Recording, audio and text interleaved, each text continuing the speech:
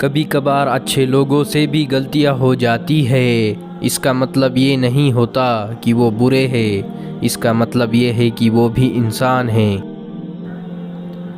بہترین انسان عمل سے پہچانا جاتا ہے، اچھی باتیں تو برے لوگ بھی کرتے ہیں۔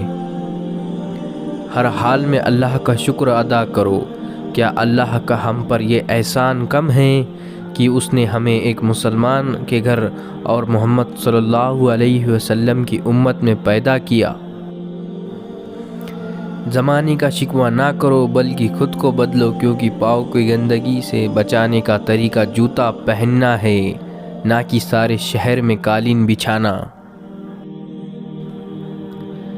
سخاوت وہ خوبی ہے جو انسان کی قدر اس کے دشمن کے دل میں بھی پیدا کر دیتی ہے، اور کنجوسی وہ عیب ہے جو اولاد کو بھی دشمن بنا دیتی ہے۔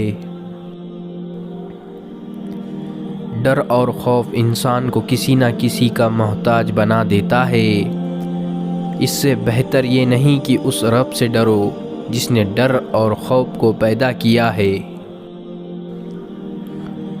تعلیم سے زیادہ ہمارا رویہ اہم ہوتا ہے، کیونکہ بعض اوقات ہماری تعلیم ناکام ہو جاتی ہے اور ہمارے رویے ہی ہمارے معاملات سدھار دیتے ہیں۔